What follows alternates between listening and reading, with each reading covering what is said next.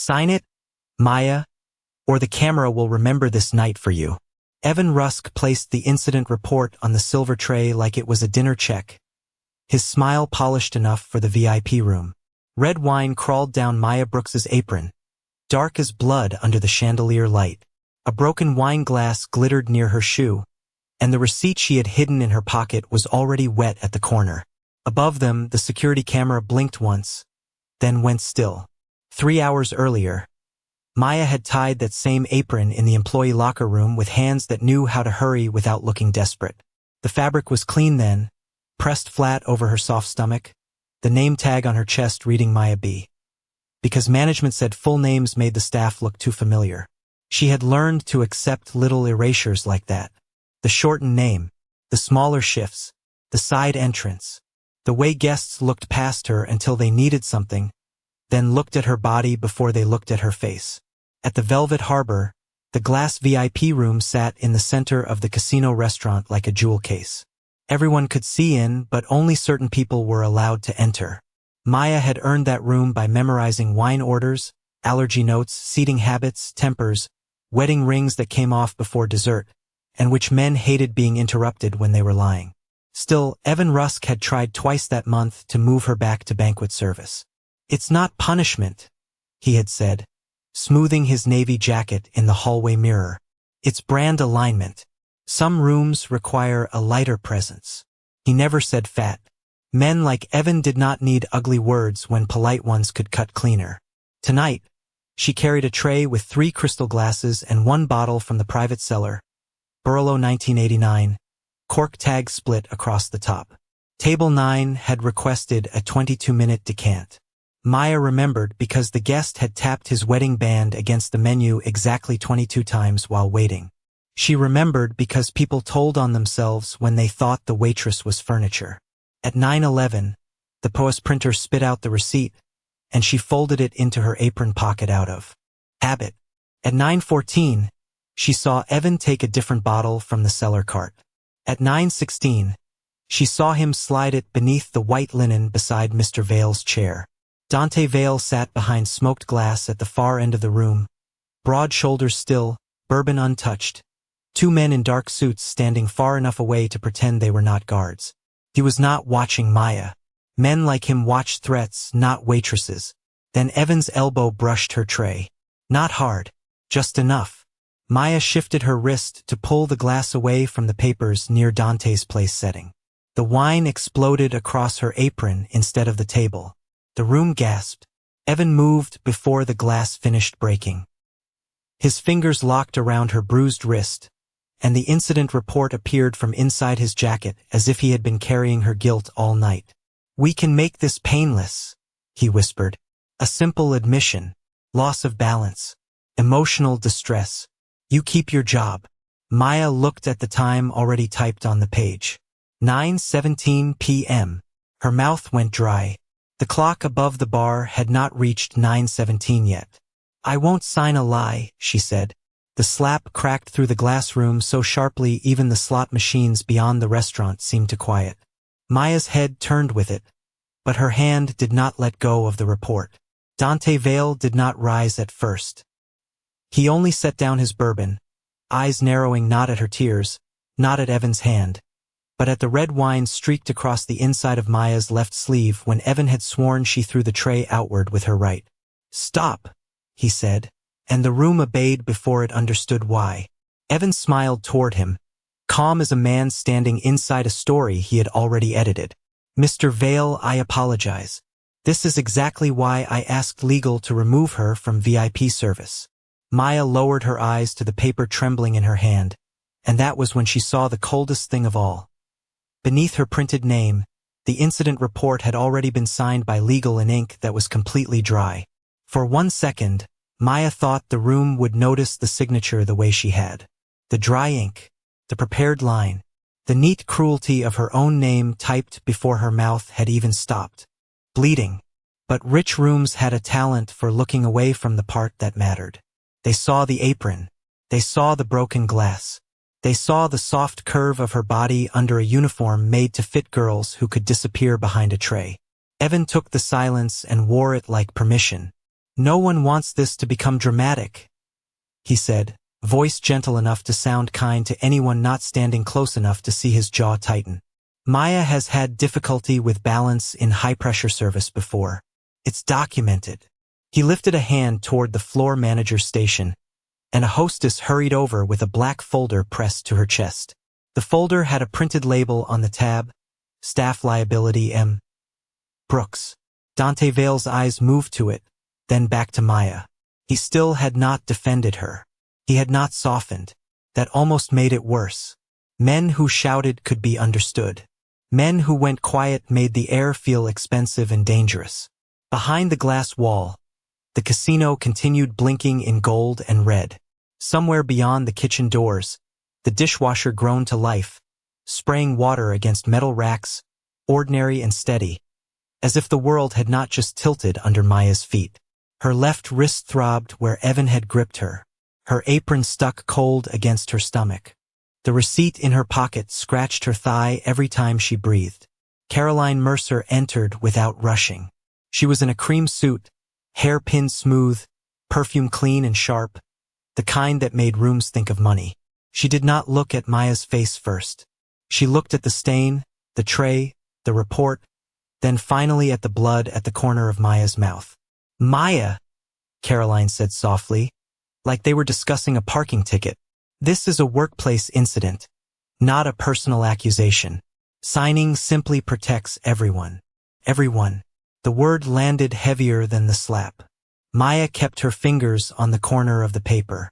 "It says 9:17. Caroline's smile did not move. "That's the time captured on the camera." Maya swallowed. Her throat felt lined with glass. "The bar clock said 9:16 when he hit me." A faint sound traveled through the room. Not quite a gasp. Not quite a laugh. Evan stepped closer, lowering his voice into that careful manager tone she had heard used on cooks, dishwashers, single mothers, anyone who could not afford to be difficult. "You're confused. That's normal after embarrassment. Let us help you leave with dignity." Dante looked up then. "Only slightly." "Answer her," he said. 2 words. No heat. No threat. Yet Caroline's hand paused on the folder latch. Evan's smile held, but his eyes flicked to the camera dome above the bar, then to the security guard near the service hall. Maya saw it because she had spent years surviving by seeing the look before the hand. "I'm not confused," she said. Her voice was small, but it stayed standing. "And I'm not signing." Her old phone buzzed once in her apron pocket, a cracked little vibration against the folded receipt. She did not reach for it. Not yet.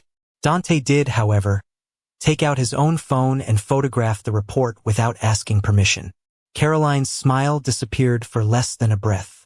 "Mr. Vale, we can provide the footage immediately," Evan said. "Please do," Dante replied, looking not at the screen, but at the folder in Caroline's hand. From the beginning.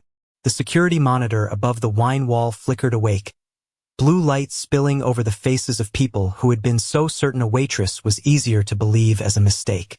And before the footage even loaded, Maya saw the second key card clipped inside Caroline's folder, its white plastic edge smeared with the same red wine that had not yet dried on her apron.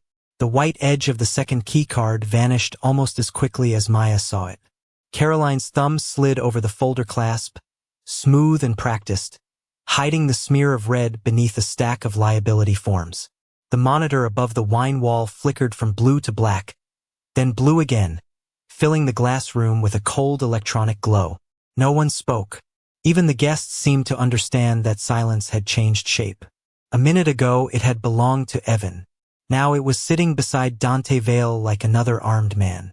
Maya kept her eyes lowered, not because she was ashamed, but because the floor was telling a story nobody at eye level wanted to read. The wine had not splashed outward in wild drops the way it would have if she had thrown the tray. It had run thin and deliberate, a dark red line crawling under the white linen toward Dante's chair. Near the table leg, half hidden in shadow, lay a crushed cork tag. She knew that tag. Not the number, not the color, the tear. The Barolo cork from table 9 had split straight across the top, A clean horizontal break she had noticed while the bartender muttered that old rich men treated grapes like holy relics. This tag was torn diagonally, jagged as a ripped fingernail. Maya's pulse beat hard in her bruised wrist. She bent slowly, reaching toward it. Evan's shoe moved first, polished black leather sliding half an inch to cover the paper. "Careful," he said softly. "You've already caused enough damage tonight." It was almost tender the way he said it, like he was rescuing her from herself, like the slap had been guidance. Dante's gaze dropped to Evan's shoe, not to the insult, not to Maya's shaking fingers, to the half-inch of movement. "Move your foot," he said. Evan's face did not change, but his neck did. A small tendon tightened under his collar. "Of course." He stepped back with theatrical patience, palms open, the manager performing innocence for a room trained to applaud expensive calm. Maya picked up the cork tag with 2 fingers. Wine had soaked the edge. Her blood had dried under one nail. "This isn't from my bottle," she said. The words were quiet enough that a cheaper room would have swallowed them. This one carried them perfectly. A woman at the far end of the table exhaled through her nose, amused. "Now she's a sommelier." Evan gave a small embarrassed laugh, the kind men used when they wanted cruelty to sound social. "Maya has a good memory for details when she's under pressure. Unfortunately, she sometimes uses that pressure to avoid accountability." Maya looked at him then, really looked. The left lapel of his navy jacket was damp near the pocket, a small crescent of red where a bottleneck would rest if someone held it close against his body. He saw her see it. For the first time all night, his smile arrived late. Dante watched that delay. He took one step toward the table, not fast, not dramatic. Close enough now that Maya could see the bourbon-colored reflection of the chandelier in his eyes. "Which bottle did you carry?" he asked. Not kind, not trusting. "Exakt." Maya swallowed. "Barolo. 1989. Table 9. 22-minute decant. Cork split across the top.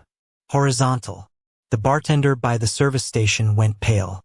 Caroline opened her folder an inch, then closed it again. The monitor behind them still had not played the footage. Maya's old phone buzzed in her pocket for the second time. A cracked little insect sound against the folded receipt. This time she could not ignore it. She slid it out just enough to see the screen through the spiderweb cracks. One notification sat over the lock screen, from the staff scheduling app she had muted weeks ago. Shift changed. M. Brooks removed from VIP floor, effective 9:05 p.m. Maya stared at the time until the numbers blurred. At 9:05, she had still been in the cellar hallway, 10 minutes before the wine broke, 12 minutes before Evan slapped her, and long before anyone claimed she was a liability. Dante saw her hand still around the phone. He did not ask to take it. He only looked at the screen, then at Caroline's sealed folder, then at Evan's damp lapel. "Again," he said, voice almost gentle. "Which bottle did you carry?" And this time, before Maya could answer, the bartender whispered, "Not the one he signed out." The bartender's whisper did not echo, but it did something worse. It landed. Every person in the glass room turned toward him, and he looked suddenly too young for his black vest, too thin beneath the chandelier light, a man who had just stepped out from behind safety and realized there was no wall there anymore. Evan turned slowly, his smile still in place, but polished thinner now. "Marcus," he said almost warmly, "take a breath before you confuse yourself." That was how Evan punished people in public. Not with volume, with concern. Marcus lowered his eyes. "I signed out the Barolo for table 9. And mistakes happen," Caroline added, her voice smooth as cream poured over poison, especially during high-volume service. "We are not going to build a conspiracy out of a nervous bartender and a waitress having an emotional evening." The word emotional moved through the room like perfume. It made Maya's bruised wrist feel smaller. It made the blood at her lip feel like bad manners. A man in a gray dinner jacket leaned back and looked at her apron as if the stain offended him personally. "This is exactly why staff disputes shouldn't be handled in guest areas," he murmured. "It lowers the room." Maya heard that. She heard all of it. The room had been built to make people like her disappear beautifully. Glass walls, white orchids, velvet chairs, wine older than her mother's hospital debt, polished silver so bright it reflected her body in stretched, unkind shapes. Her hand tightened around the cracked phone until the broken screen pressed a spiderweb pattern into her palm. Dante Vale did not look at the guests. He looked at Maya's hand. Then at the receipt corner still visible from her apron pocket. "The receipt," he said. Maya did not move at first. She had spent too many years knowing that once paper left your hand, powerful people could make it say anything.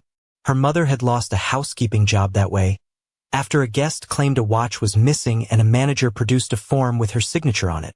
Maya had been 14, sitting in a clinic waiting room, watching her mother hold a pink termination slip like it was a death certificate. So Maya took one breath, pulled the POS receipt free, and placed it flat on the table herself, far from Evan's reach. Not tossed, not offered like a plea, placed like evidence. Dante's eyes dropped to it. "Read it," he said. Evan moved before anyone else could. "Mr. Vale, with respect, this is becoming uncomfortable for our guests." Dante did not raise his voice. "Then they can be uncomfortable quietly." The room went still in a different way. Maya could hear the ice settling in the champagne bucket. Marcus stepped closer, swallowed, and read the receipt. "Table 9, Barolo 1989. Opened at 9:11. Decant requested 22 minutes. Server Maya B." Caroline's smile returned, smaller and sharper. "That confirms she had the bottle. Does not confirm she handled it properly." Dante looked at Maya then, not kindly, not softly, but directly enough that her spine straightened. What was wrong with the cork? The test came so cleanly that Evan almost relaxed. It sounded like a trap for her, and the room wanted it to be. Maya looked at the crush tag between her fingers. "My cork had a horizontal split. This one is torn diagonal. And the bottle I carried had a seller sticker on the lower left side, peeling at the corner. The one Mr. Rusk took from the cart had no sticker." Evan gave a quiet laugh. "She notices stickers now. Remarkable what fear can invent." "Not fear," Maya said, her voice low, rough from holding herself together. "Tipsh." The word made several guests blink. She kept going before courage could leave her. "If we serve the wrong bottle, the replacement comes out of the tip pool. I check labels because I can't afford not to." For the first time, Dante's expression shifted. Not sympathy, calculation. A woman in pearls looked away. Caroline reached for the receipt, but Maya slid 2 fingers onto the paper and held it in place. "Please don't," she said. Polite, small, immovable. Evan's eyes cooled. "Maya, you are not in a position to manage documents." Dante's gaze moved to Evan's damp lapel again. "But you are." Evan spread his hands, the picture of patience. "I manage the room. I manage the staff. I manage risk. That is my job." He believed he had won back the floor with that sentence. He stood taller, smoothing his jacket, letting the room remember who wore the suit and who wore the stained apron. Then Marcus, still staring at the receipt, went pale again. "Mr. Rusk," he whispered. "If she was removed from VIP service at 9:05, why does the POS say you approved her table 9 order at 9:11? No one answered Marcus. The question stayed on the table between the receipt and the broken cork tag, small enough to fit under a thumb, heavy enough to bend the room around it. Evan looked at the POS slip as if the paper had offended him. Then he smiled, slower this time, careful with every inch of his face. "System delays happen," he said. "Approvals batch under the last active. Manager code. It's tedious, but hardly criminal." Caroline nodded at once, grateful for the path he had given her. "That's correct. Restaurant systems are often imperfect, which is why we rely on video, not emotion." Emotion. Again. Maya felt the word try to push her back into her body, back into the soft parts they kept using as proof she could not be precise. She wanted to fold. Her cheek burned, her wrist pulsed. The cold wine on her apron had soaked through to her skin, but she did not move her fingers off the receipt. Dante looked at the security monitor. "Play it." The footage began without sound. Blue-white light spilled across the wineglasses and made every face look guilty before guilt had a name. On the screen, Maya appeared from the service corridor carrying the silver tray. She looked smaller from above, round shoulders drawn in, moving with that practiced quiet of staff trained never to interrupt wealth. She watched herself approach table 9, watched Evan step into the frame, watched his navy sleeve pass near her elbow. Then the picture stuttered. Not enough for a guest to notice. Just a blink. A tiny cough in time. When the image resumed, the glass was already broken. Maya's apron was already stained, and Evan was already pointing. The slap was gone. The room exhaled like it had been waiting to be allowed to dislike her again. Evan spread his hands. There. She lost control of the tray, and I intervened after the spill. Maya's old phone buzzed in her palm, but she kept looking at the screen. Something in the footage bothered her more than the missing slap. It was not her face, not the wine, not Evan's performance. It was the champagne bucket on the sideboard, polished silver, curved like a funhouse mirror. The people in the main frame had frozen for a breath during the stutter, but the reflection inside the bucket had not. A dark sleeve moved there. A hand. A bottle neck disappearing under white linen. Maya stepped closer. Evan moved too. Dante's eyes cut to him, and Evan stopped. The bucket, Maya said. Her voice sounded bruised but clear. Look at the bucket. Caroline gave a thin sigh. Maya. Reflections distort movement. Not time, Maya said. The clock stops, but the reflection keeps moving. That silence came back, deeper now. Dante did not ask if she was sure. He leaned slightly toward the monitor, and for the first time the room watched what the waitress watched. The timestamp in the corner stayed locked at 9 hours 17 minutes and 14 seconds while, inside the champagne bucket's warped shine, Evan's sleeve crossed the tray, and the shape of a second bottle slid beneath the table. Dante's face did not change, but something colder entered the air. He looked at the head of security near the service door. Raw file. The man cleared his throat. It was archived, Mr. Vale. By who? The guard glanced at Evan, then at Caroline, then down at the tablet in his hand. Manual Archive. Manager-level access. 9:19 p.m. Evan laughed softly, wounded now, almost elegant. Of course I archived it. Protocol after an incident. That protects the business. From what? Dante asked. 2 words. Evan opened his mouth, but Caroline touched his sleeve before he answered. It was quick, subtle, almost nothing. But Maya saw the red smear on Caroline's cuff transfer to Evan's jacket, fresh over the older stain near his lapel. Dante saw it too. His gaze dropped to the cream fabric, then to the second key card barely visible in her folder, then to the monitor where 47 seconds of his own room had been stolen. He turned his phone toward the screen and took one photograph, not of Evan, not of Maya, but of Caroline Mercer's reflection in the champagne bucket standing beside the server terminal at 9:17. Dante kept the photograph on his screen for 3 seconds longer than any innocent room could survive. Caroline Mercer, reflected in curved silver at 9:17. Standing beside the server terminal she had not admitted being near. Evan watched Dante's thumb hover over the image, and for the first time, his confidence stopped looking smooth and started looking rehearsed. The dishwasher groaned behind the kitchen doors, a low metallic rush of water against plates, ordinary enough to make Maya's bruised cheek ache harder. Somewhere in the casino, a jackpot bell rang, bright and stupid, while 47 seconds of her life sat missing above. The wine wall.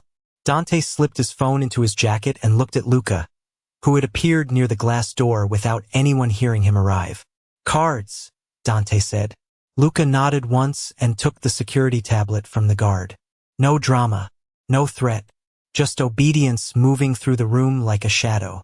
Caroline closed her folder against her body. Mr. Vale, I strongly recommend we pause this internal review until counsel is present. Dante looked at her. My counsel is present. From the back of the room, an older man in a dark suit stepped forward. Silver hair, quiet eyes, no guest badge. Caroline's face changed by one careful degree. Not fear. Recognition. Maya saw it and understood that powerful people had their own tiny storms under the skin. Evan tried to smile again. This is excessive for a spill. Maya's hand tightened around her old phone. It wasn't just a spill. Her voice did not rise, but every head turned because she had spoken without being asked. She hated that her heart shook when the room looked at her. She hated that part of her still wanted to apologize for taking up air. But the receipt was on the table. Her blood was on it. The footage had blinked. And her mother had once told her, after losing everything to a signed lie, never let them make paper braver than you. Maya unlocked her cracked phone and opened a hidden album labeled recipes, because no manager ever checked a waitress's recipes. One by one, she placed the screen beside the receipt. A tip log from August with 3 names crossed out, an incident report for Tessa Hall marked self-caused burn, a staff chat screenshot that said if something spills tonight, blame the big girl, and a photo of a hospital bracelet dated 2 days before Tessa was supposedly written up for missing work. Caroline's mouth tightened. Those are private employment documents. They were our lives, Maya said. You made them paperwork. The room went so quiet the ice in the champagne bucket sounded loud when it cracked. Dante did not look at Maya with pity. That would have been easier to bear and somehow cheaper. He looked at the phone like it was a ledger, like every image had weight and number and consequence. Why keep these? He asked. Maya swallowed. Because girls like me don't get believed the first time. Sometimes not the second. I wasn't saving them for money. She touched the name tag hanging crooked from her apron, the broken pin scratching her finger. I just wanted one report to say what actually happened. Luca's tablet chimed. He turned it toward Dante. Key card entries scrolled down the screen. Evan at the cellar, Caroline at the server terminal, Evan again at the VIP hallway, then Caroline's second card accessing HR archives at 9:03. 6 minutes before Maya was removed from a floor she was still serving. Dante's eyes moved from the log to Caroline. You approved the removal before the incident. Caroline inhaled carefully. I approved a risk adjustment based on prior concerns. Whose concerns? She did not answer fast enough. Luca swiped again, and a payroll file opened with Maya's full name misspelled 3 different ways. Brooks without the S, Brooke with no first name, M. B. Under probation hold. Next to each old complaint was Evan's note. Next to each legal clearance was Caroline's initials. Dante stared at those initials longer than he had stared at the blood. The cold in him did not break open. It settled. It became something built to last. Evan seemed not to notice. Mr. Vale, she has been unstable for months. She hoards documents, photographs staff files, creates narratives. This is exactly the pattern I warned legal about. Dante's gaze lifted slowly. You warned legal, he said. Or legal taught you what to write? Caroline's fingers went white around the folder. Maya saw then that Dante Vale had not missed the truth because it was hidden well. He had missed it because the lie had been wearing the voice of someone he trusted. Dante let the question remain unanswered long enough for it to become a room of its own. Caroline did not move. Evan did not blink. Maya stood with her cracked phone in one hand and the crooked name tag scratching her apron, feeling the strange terror of being believed halfway. Not safe. Not rescued. Just no longer alone inside the lie. Then Dante looked at Luca. Let them finish the report. Evan's relief came too quickly. It flashed across his face before he caught it. A match struck in a dark hallway. Caroline recovered better. That would be wise, she said. A clean written record protects the company. Then write one, Dante said. His voice was flat. From the beginning. A fresh form was placed on the table, white as a hospital sheet. Beside it sat Maya's blood-specked POS receipt, the crushed cork tag, and the old phone with its cracked screen still glowing. No one touched the wineglass near Dante's chair. No one touched the champagne bucket. The whole glass room had become a trap disguised as a dining room. Every polished surface reflecting someone who had forgotten reflections could testify. Evan reached for a pen. His hand stopped half an inch above it when Dante spoke again. Use the exact bottle. Excuse me? Write the bottle she carried. Evan smiled faintly. Barolo 1989. The one you signed out, Dante said. A small silence opened. In the kitchen beyond the glass, a bus tub hit stainless steel with a dull clang. Maya watched Evan's thumb rub once against his index finger, the way he did when counting tips at closing, the way he had done 2 weeks ago when he told a dishwasher his overtime had vanished due to payroll correction. Maya looked down at the cork tag. He doesn't call it Barolo, she said. Evan turned to her slowly. I'm sorry. Her throat tightened, but she kept going. When Mr. Rusk talks to the cellar guys, he calls it B89. Always. He only says Barolo in front of guests. Dante's eyes shifted to Evan's face. Not belief. Measurement. Write it how you said it in the cellar. Evan gave a soft laugh. This is absurd. Staff gossip about my phrasing is not evidence. No, Dante said. But habits are. Luca set a small black recorder on the sideboard, face down as if forgotten. The red light blinked once beneath his fingers, then disappeared under the edge of a folded napkin. Maya saw it.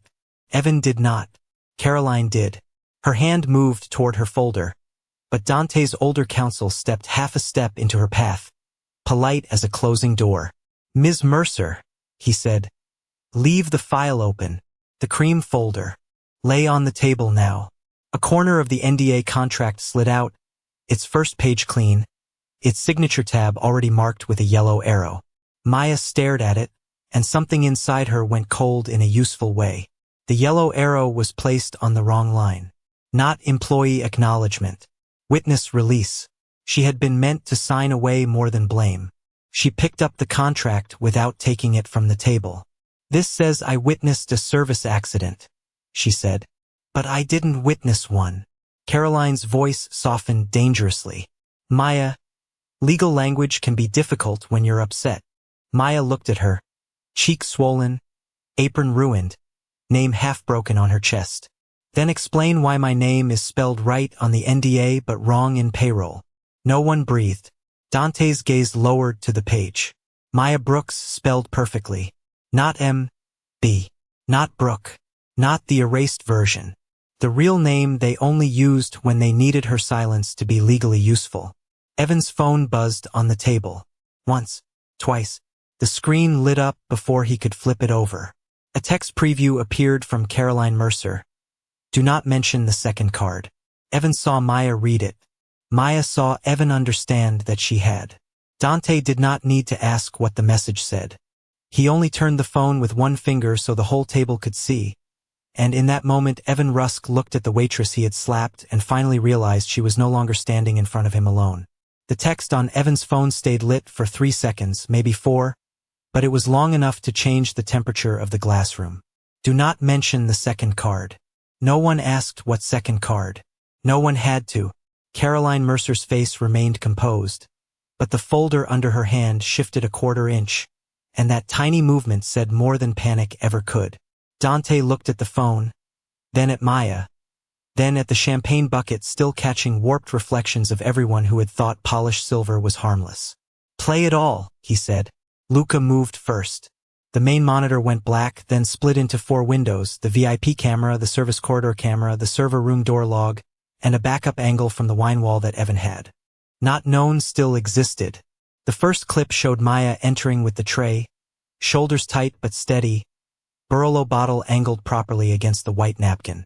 The second showed Caroline at the server terminal at 9:17, cream sleeve bright under the hallway light, second keycard pressed to the reader. The third showed Evan near the cellar cart, sliding a different bottle beneath his jacket with the same damp crescent later found on his lapel. Then the audio began. Not from the main system, from the recorder Luca had hidden under the folded napkin after Maya led Evan into his own words. Evan's voice filled the room, low and clean and terrible. Girls like you are useful because no one believes weight when it falls. They blame gravity before they blame management. A woman at the table covered her mouth. Marcus stared at the floor. Caroline closed her eyes for half a second, not out of guilt, but calculation. Maya stood beside the table with one hand on the back of a velvet chair, the other still resting on the POS receipt she had refused to let anyone steal. Her cheek was swollen. The apron had dried stiff against her body. The room where she had been slapped now had to hear exactly why. Dante did not move. Not when the footage showed Evan nudging her elbow. Not when it showed Maya twisting the tray toward herself. Not when the glass burst against her apron instead of across the sealed contract beside Dante's chair. But when the backup camera zoomed in on the table, on the papers he had signed that night without reading every page because Caroline had said they were routine, his face changed. Just once. The blood left it quietly. The forged insert was visible under the top sheet. A transfer authorization hidden beneath a wine auction invoice. His signature copied onto a page he had never touched. Maya saw the moment it hit him. He had been looking at her like a possible witness. Now he looked at the room like a crime scene built under his own name. Caroline tried to speak. Dante, this is privileged corporate material. He turned his eyes to her, and her sentence died without violence. Maya lifted her old phone. Her thumb trembled only once before she tapped the backup album. There's one more, she said. I didn't know what it was until tonight. She placed the cracked phone on the table. A photo opened from 6 weeks earlier. Caroline in the service hallway beside Evan, handing him the same white key card, while Tessa Hall stood in the background wearing a hospital bracelet and holding a burn cream packet in one shaking hand. Below the image was a deleted voicemail Maya had recovered but never played for anyone. Tessa's voice came through thin and frightened. Maya, don't sign anything if Caroline brings the yellow tabs. They changed my report after I left the ER. Silence did not fall. It arrived armed. Dante looked at the hospital bracelet on the screen, then at Maya's bruised wrist, then at the old reports where his company had called wounded women careless. For the first time all night, he seemed unable to speak. Not because he lacked power, but because power had failed someone 6 feet from him and worn his logo while doing it. Evan whispered, "She's just a waitress." Dante picked up Maya's blood-stained receipt, placed it on top of Caroline's NDA, and pressed the cork tag over both like a paperweight. His voice, when it came, was almost calm enough to be mercy. Call my attorney. By dawn, the glass room no longer looked like a place built for rich men to be comfortable. The white tablecloths were gone. The orchids had been removed. Every monitor that once made Maya feel watched now faced the staff chairs, not the guests. Dante Vale did not let Evan Rusk leave through the service corridor. He was escorted through the front of the casino in the same navy jacket he had smoothed while calling wounded women liabilities. Caroline Mercer left an hour later without her folder, without her badge, and without the second keycard she had thought would stay hidden in polite hands. Dante's outside counsel froze every staff incident report she had touched, sent copies of the footage and payroll records to investigators, and notified the board that any settlement made under her name was void until reviewed. No one cheered. That would have been too easy. Justice, Maya learned, did not always sound like applause. Sometimes it sounded like printers running at 4:30 in the morning, like lawyers initialing corrected pages, like a manager's office being unlocked and emptied under witness, like tip envelopes being counted again with every waitress present. 3 days later, the Velvet Harbor closed for one night. Not for renovation, not for a private party, for a staff hearing in the glass room, the same room where Maya had stood with wine drying on her apron and blood at her mouth. This time, every chair faced her. Tessa Hall sat near the front, her healed hand folded around a paper cup of coffee, the old hospital bracelet sealed in an evidence sleeve beside her. 2 former bussers came back. 3 waitresses who had been written up for spills they did not cause sat shoulder to shoulder, not hiding their anger, not smoothing it for anyone. Dante stood against the wall, hands folded in front of him, silent enough that the room remembered he could have made this about his revenge and chose not to. His attorney read the findings aloud. Wage theft, evidence tampering, fraudulent incident reports, coerced waivers, retaliatory scheduling, assault. The words were ugly, but they were finally accurate. Each stolen tip was repaid with interest. Medical bills connected to falsified reports were covered through a fund no manager could touch. Staff insurance was reinstated for workers pushed off payroll. Every liability note in Maya's file was stamped void in red ink so dark it looked almost merciful. Then Dante walked to the table and placed 3 things in front of her. The blood-stained receipt, flattened and sealed in plastic, the crushed cork tag, and her broken name tag, Maya B. Its pin still bent from the night it hit the floor. For a second, her throat closed. She had expected money, maybe an apology written by a lawyer.